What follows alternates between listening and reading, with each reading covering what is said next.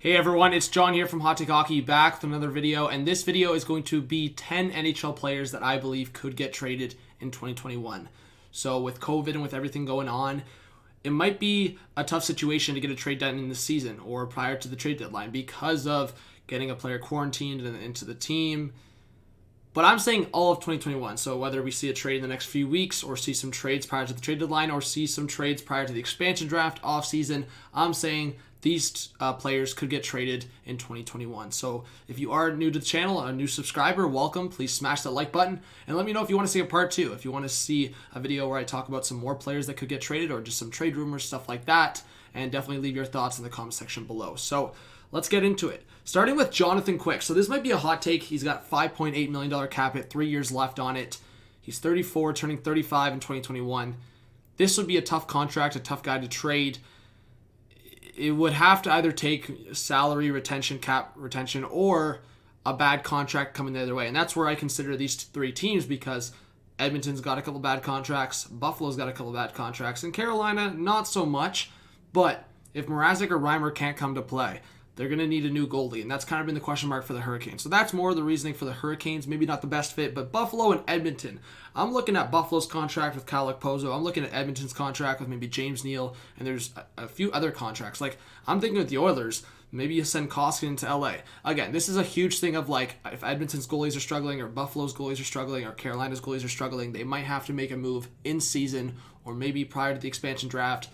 I'm thinking more with Buffalo, you'd lose Hutton. With Edmonton, you'd lose maybe Koskinen. With Carolina, you have Mrazek and Reimer, and you don't know which one's going to step up. It seems like Mrazek's the easy answer to say he's going to be the starter, but we've seen the inconsistencies from a guy like Peter Mrazek. So I wanted to talk about Jonathan Quick. He's a guy, and as you'll look through this list, you'll see I'm putting up different kind of players in different kind of situations because there are a lot of different situations. And for a guy like Jonathan Quick, is he going to spend these last few years with LA rebuilding a team kind of slowly going on the rise, or is LA going to move on to a different guy?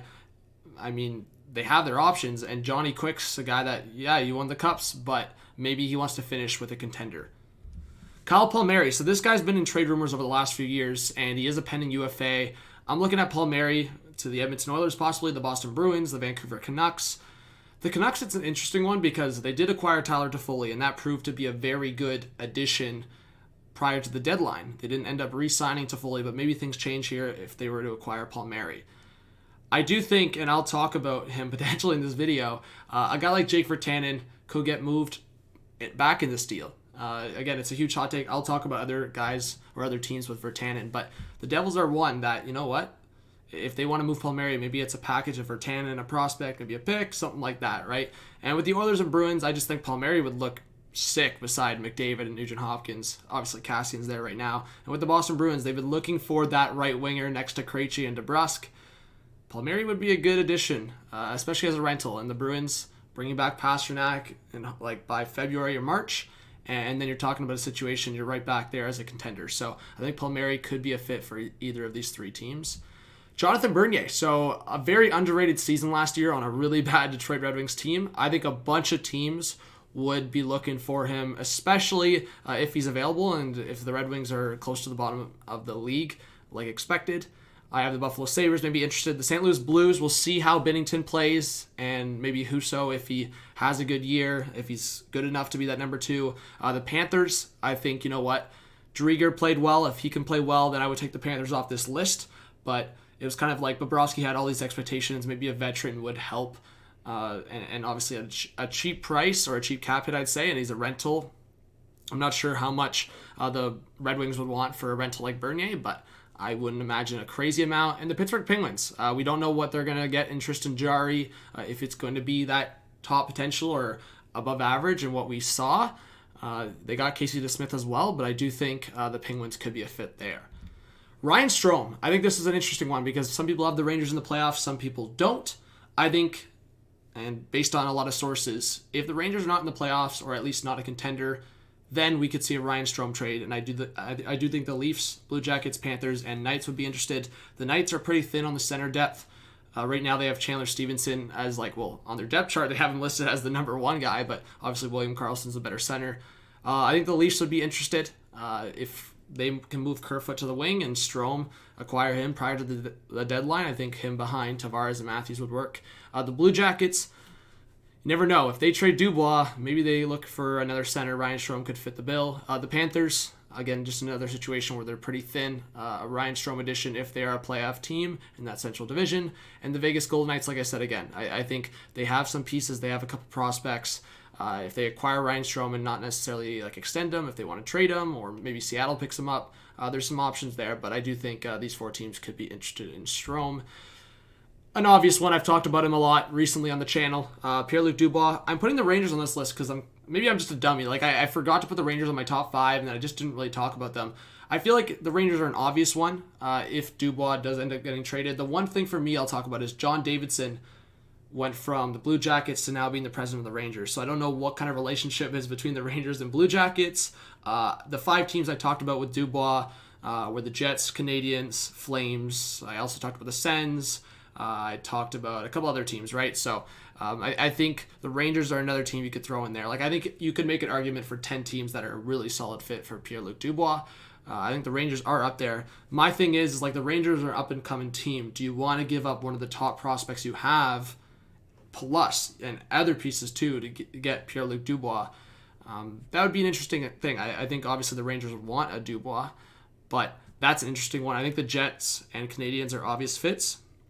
But I think the Canadiens, again, I know a lot of fans are like, are we giving up Kotkaniemi in this deal? You know, if you have to include Kotkaniemi to get a guy like Pierre-Luc Dubois and not lose Suzuki, then you take that, especially if you're not giving up a top prospect. Like if KK is the best you have to give up in that deal, in my opinion, you go for it. Patrik Laine, again, another obvious one. I think the 3, for me, obvious ones, I would have said Montreal, but then they brought in other guys like Anderson and Toffoli, so now not so much. But now I'm definitely saying these are like the top 3. Like I really look around the league, I don't see better fits in these 3 teams. The Carolina Hurricanes, the Columbus Blue Jackets, and the Florida Panthers. Panthers, great fit. I know he would work well with a fellow Finn and Barkov. Blue Jackets, they need a star scoring winger. And the Carolina Hurricanes, I mean, similar thing. Sebastian Aho, I think it would fit really well in that top 6 for Carolina. And there's been a lot of rumors. I know the Winnipeg Jets want Pesce and Necas. I don't know if the Hurricanes want to get both of them, but maybe they still can get a deal done. Matthew Dumba, they either have to make some kind of low-key deal with Seattle to not touch their defenseman again, or they're going to lose Dumba. Like, it's just a matter of you either protect like 8 skaters in general, and yeah, you protect all these defensemen, but then you're going to lose a guy like Eriksson Ek.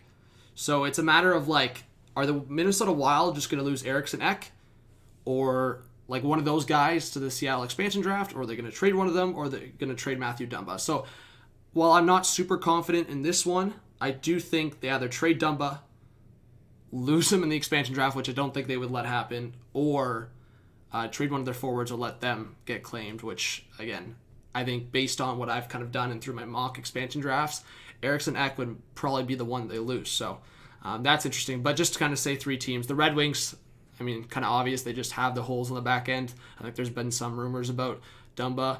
The Winnipeg Jets, another team that's pretty thin on defense. And there was a rumor about the Vegas Golden Knights that if the Vegas Golden Knights included one of their prospects, maybe Krebs or like one of their other guys, that they would take on the Fleury contract, maybe a little bit retained, but take on the Fleury contract, and then that would give Vegas enough cap space to take on Dumba.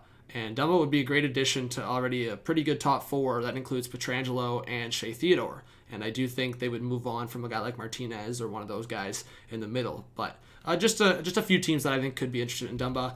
Derek Stepan, kind of a similar thing for the Toronto Maple Leafs. I think it's a pending UFA, so they could just retain half of it, and then his contract's out. So Toronto, it would be a great fit. I mean, they don't have the right shot centerman right now, except for Jason Spezza, but I think Stepan would be a great fit behind Matthews and Tavares, and he's got a lot of experience. I think with the Preds, kind of a similar thing. They got Sissons, I think, lined up as their 3rd-line centerman right now. Maybe they want a more experienced guy. And the Pittsburgh Penguins, we've seen centermen in their runs like Jordan Staal. We saw Brandon Sutter. We've seen a bunch of guys, right, with Pittsburgh. I think Stepan would be a great fit behind Malkin and Crosby, especially if they're going for a playoff run, and probably one of their last with Crosby and Malkin. So I think that's a good fit. Marc Staal, I just wanted to throw in like a veteran defenseman that's going to be a rental. He's a guy that I definitely think will be moved prior to the deadline. I'll be shocked. I think it's going to be more of a COVID thing if he's not moved. But it makes sense just to move him and get like maybe at least a middle round pick, or maybe even a third or second round pick if he performs well with the Red Wings. Just a veteran guy, and I think the Jets, Predators, and Islanders could maybe be interested. It would be funny if he went from the Rangers and then obviously Red Wings back to New York, but with the Islanders.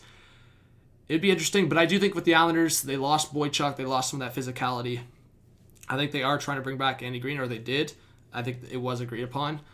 So it'll be interesting. So if they have Andy Green, maybe it's not like they have the most room, but I think a veteran guy like that is kind of how Lou and Barry Trotz, they like those kind of guys, right? And with the Preds, Jets, it just makes sense because they have the holes, and with the Preds, they have a really solid top four, but I think bringing in a veteran on that third pair would be nice. But yeah, I think the Jets are a great fit for sure. And last, and maybe not least, but Jake VIRTANEN. So I didn't include the Devils on this, but I'll add it in myself just thinking about it on the fly here. If they were to trade for a guy like Kyle Palmieri, maybe VIRTANEN's part of that. But some just kind of 3 retooling, rebuilding teams in the Anaheim Ducks, Red Wings, Kings. I think one of those teams, we've seen them give some players a shot. I think VIRTANEN could get a shot there. But also the Boston Bruins. I mean, I just said it with Palmieri. VIRTANEN, that right winger, could be a fit in the top 9. I think he's one of those guys that maybe he just needs to change of scenery.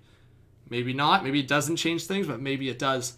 So I think for one team that could be a good fit would be the Boston Bruins. So let me know what you think. I just wanted to go through 10 NHL players that I think could be traded. If you want like a part 2, or you want me to do a video that's similar to this with other players, let me know. Please smash the like button, subscribe if you are new to the channel. And I'm excited to start the NHL season, start a lot of the streams. I am live for a lot of the NHL nights. I'll be doing a lot of Canadian Division games, but like I'll spread it out 100%. So just always recommend a game you want me to live stream for, and just what kind of content you want to see on this channel. So thank you so much for the support. This is John from PATRIK. Have a good one. Peace out.